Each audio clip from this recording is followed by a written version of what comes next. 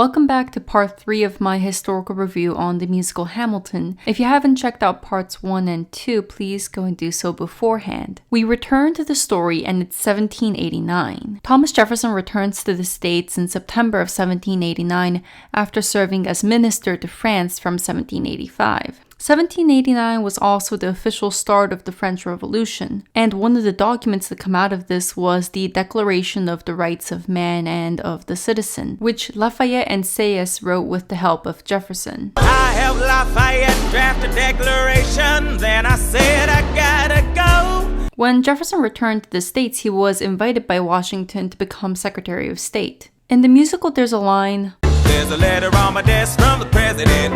Haven't even put my bag down yet. Sally, be a lamb, darling, won't you open it?" Thomas Jefferson had a relationship with his slave, Sally Hemings, and actually fathered 6 children with her, so that's what this is a reference to. We also meet James Madison, who is shown as Jefferson's partner in politics as well as a genuine friend. A little note, Madison is shown to cough frequently throughout the musical, and this is meant to show that Madison was a very weak and sickly man for all of his life. Although he lived to be in his 80s, he was never in good health. But anyways, Madison and Jefferson's friendship is pretty cute. They met in 1776 and immediately became close. Jefferson even played wingman for Madison and set him up with a New York congressman's young daughter, Kitty. Madison and Kitty got engaged, but she broke off the engagement, so not the best Cupid, but Thomas tried. Jefferson's home, Monticello, and Madison's home, Montpelier, which are both still standing by the way, and they're awesome places to visit. They're only 30 miles away from one another, but they both had guest rooms in each other's homes that they would stay in frequently. Anyways, back to the musical, Madison warns Jefferson that the two have a new enemy to face: Alexander Hamilton and the Federalists. Jefferson and Madison were Republicans, meaning they thought each state should have control over their own territory, with the federal government having very little say in the state's affairs. FYI, this Republican Party is often referred to as the Democratic Republican Party, to distinguish it from the current Republican Party. These two are completely different things, and in fact, the Democratic Republican Party is the forebearer of the current Democratic Party. Anyways, the opposing party to the Republicans were the Federalists. They believed that the federal government should have control more than the states. This party included Hamilton as well as John Adams. And although George Washington hated the idea of political parties, he would also be associated with the Federalists. We get to see these two parties go head to head in the next song, Cabinet Battle Number 1. The issue on the table: Secretary Hamilton's plan to assume state debt and establish a national bank.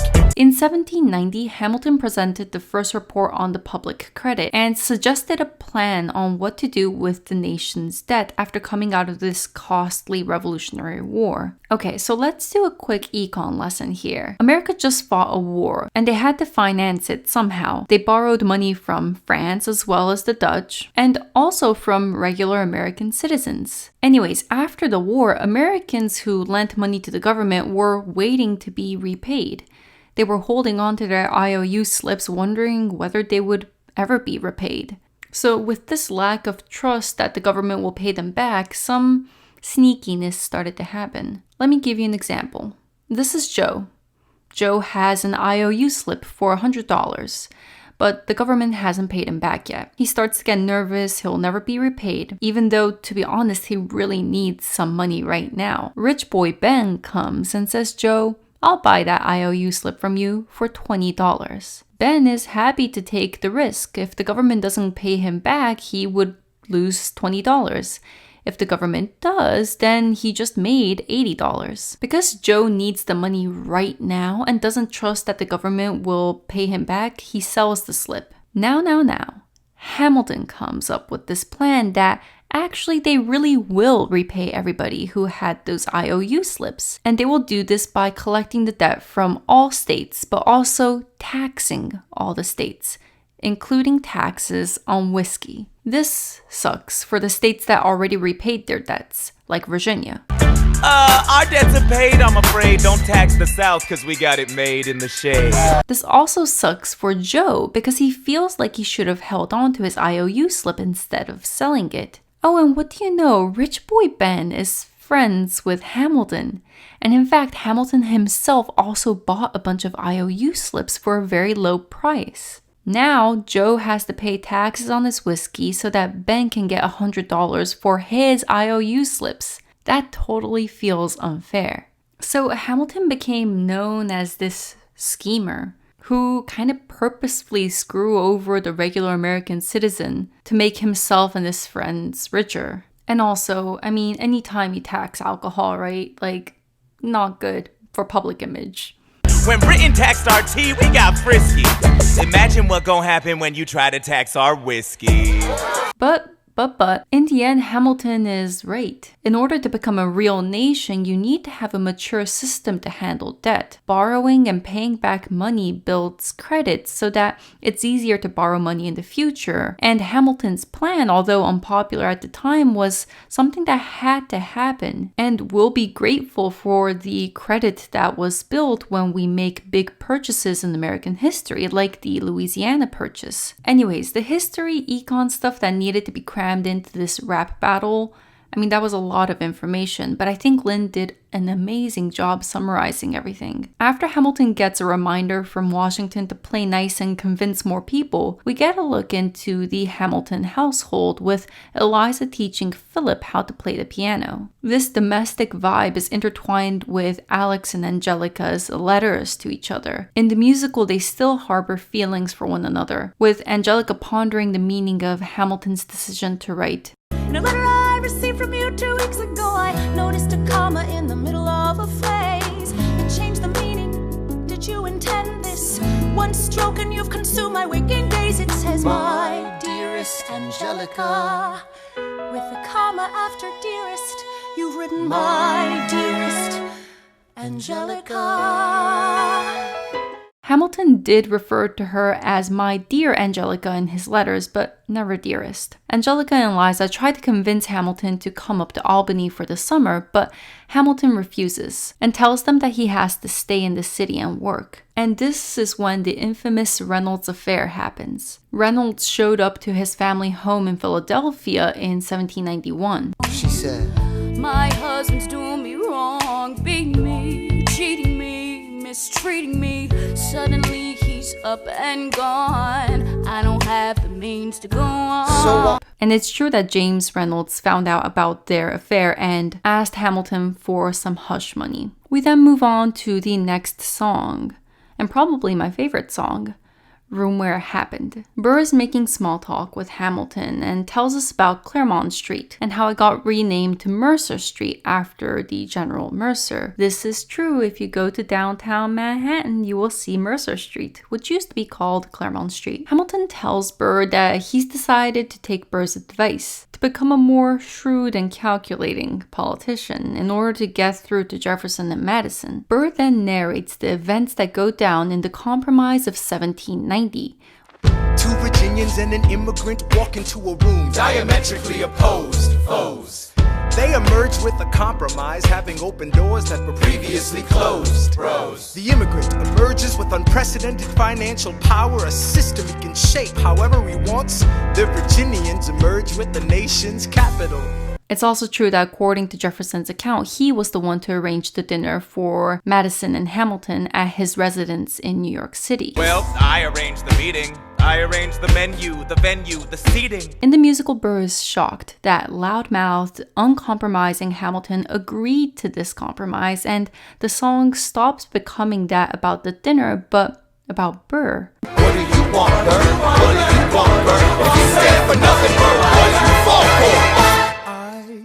I wanna be in the room where it happens, the room where it happens. Burr sees Hamilton succeed after taking his advice, and to him it feels unfair. He wants to be in the room where it happens. We then see Burr put these words to action as he takes the New York Senate seat from Philip Schuyler, Hamilton's father-in-law. Alexander comments, "Since when are you a Democratic Republican?" Since being one put me on the up and up again. so yeah, Burr was centrist, I guess, maybe? Some will say he's a flip-flopper, some will say he was just very moderate. He had Federalist beliefs, but kind of associated himself with the Republicans. Burr lets Hamilton know that Wall Street and all of his rich friends may love him, but everyone else hates Hamilton. And yeah, Hamilton did associate himself with the wealthy elite, and as mentioned earlier, with the whole whiskey tax debacle, was disliked by a huge chunk of people. This leads into cabinet battle number 2. The issue on the table. France is on the verge of war with England. Now, do we provide aid and troops to our French allies, or do we stay out of it? Thomas Jefferson says yes, that's what we stand for. America should support France in its efforts to become a democracy. And this was the majority opinion. Most Americans agreed that they should support France, but Hamilton felt that the French Revolution was different from the American one. The revolutionaries seemed less unified. Yeah, they all hated the monarchy, but it didn't seem like they agreed on what should happen once the monarchy was brought down. Do we not fight for freedom? Sure, when the French figure out who's gonna lead them. The people are leading. The people are rioting. There's a difference. The thing is, America had already signed the Treaty of Alliance with France in 1778. So as an ally, it was kind of this de facto thing that they should go and support France, but financially, America was in no place to be supporting another country's revolution. Hamilton advocated a strict neutrality for the United States, and Washington agreed. Jefferson is super bitter about this and tells Hamilton, "You're nothing without Washington behind you." Hamilton. Daddy's calling.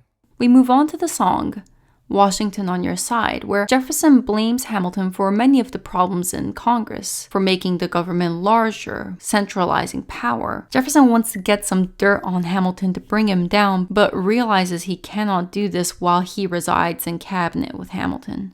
Jefferson, Burr, and Madison start to scheme. We then move on to see Hamilton and Washington, with Washington informing him that Jefferson resigned in order to run for president. This is not true. Jefferson resigned from Washington's cabinet in 1793 and returned to Monticello, where he took up affairs on his estate. Jefferson was really disillusioned with politics and wanted to go back to being a farmer for a while. And in fact, he was unwillingly dragged back into the world of politics in the election of 1796. He didn't run, but people put his name on the ballot and he ended up getting second place, making him the vice president. This brings up Jefferson's personality. In the musical, Jefferson is this flamboyant character. He's loud and proud and is a smartass. But actually, Jefferson was an introvert and was known to be a man of few words. More than a verbal debater, he was a writer. Obviously, this is a musical, so it has to be done in spoken word. So in that sense, I think the rap battle is more of a verbalization of Jefferson and Hamilton's writings, rather than a recreation of real verbal debates that they might have had. He's also frequently referred to as an elitist. And yeah, in many ways, Jefferson, just like all the other founding fathers, was totally an elitist. But actually, Jefferson was really invested in rural life. He felt that America should be an agricultural society, with the idea that any decent, educated Americans should be able to own their own land and make their own food, versus the more city-focused metropolitan Hamilton, who felt that the future of America was in commerce. I understand why Jefferson is portrayed the way he is in the musical. But in reality, Jefferson was much less power-hungry than portrayed in the musical and was much more down-to-earth. But anyways, in the musical, Jefferson is running for president. So back then, it was set that 4 years was one term, but you could technically run for re-election for as many terms as you wanted. But Washington, knowing that his presidency set a precedent, didn't want to die in office. He didn't want people to think that being president was a lifelong job. So he decided to leave after 2 terms. I'm stepping down, I'm not running for president. I'm sorry, what? One last time. Relax, have a drink with me one last time. This is a beautiful song that captures Washington's humble nature. I mean, we would have been screwed as a nation if we had anyone else as our first president. Washington willingly gave up his power against the suggestions by many who wanted him to keep the power for longer. You have to serve. You could continue to serve. The majority of our founding fathers were type A, high-achieving, hungry, opportunistic guys. Washington would also fit into that category, but he also put a lot of focus on self-discipline. And this self-discipline kept him grounded, allowing power to flow to future generations and setting an example that in a democracy, no one man can hold power for too long. The final bit of the song takes bits and pieces from Washington's farewell address of 1796 and rearranged it into a beautiful spoken word / song ending to Washington's presidency. I am unconscious of intentional error. I am nevertheless too sensible of my defects not to think it probable that I may have committed many errors.